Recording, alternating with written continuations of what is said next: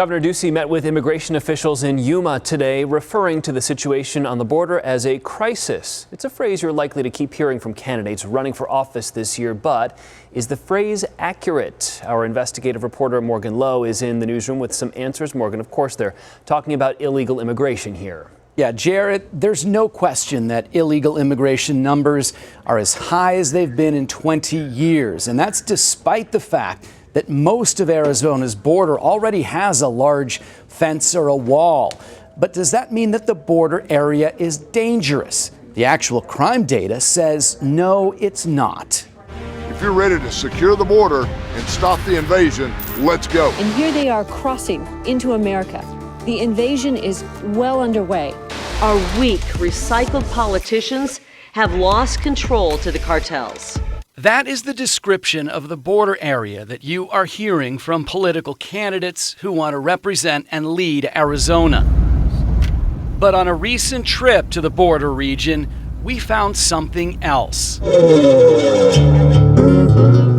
This is Tubac, an artist colony located about 20 miles north of the Arizona-Mexico border.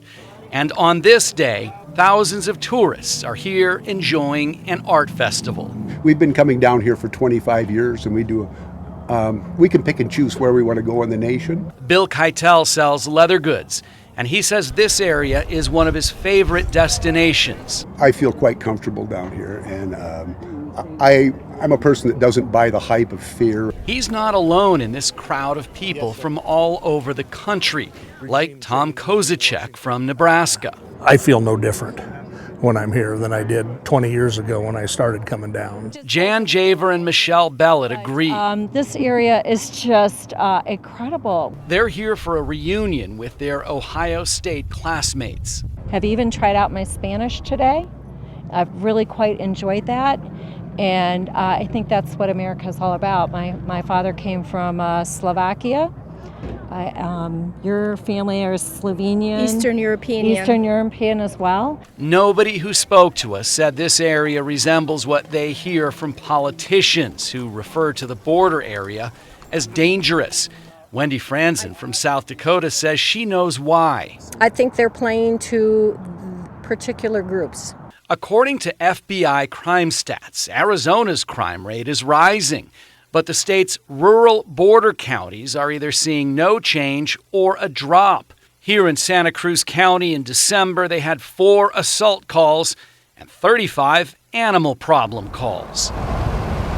But if you travel the final 20 miles down Interstate 19 to the border and to the city of Nogales, and you look around the formerly bustling downtown, you'll see there is a downside to all of this political talk.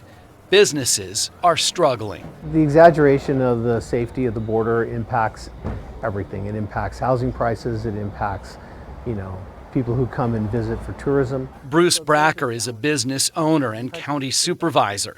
He says he dreads election season because of the misleading claims he hears. The victims are the communities that are along the U.S.-Mexican border.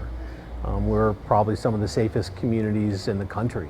Bracker says he sees the biggest exaggerations from candidates who are trying to get into office. Once they're in, he believes they are more in tune to the reality of what the border region brings to the state. That is billions in trade and tourism. We would invite anybody running for office to come and actually sit down and talk to the business community in Nogales. That's a suggestion we also heard at the art festival. Come down and see, find out for yourself, and eliminate all your misconceptions if you have them. Mexico is Arizona's largest trading partner by far.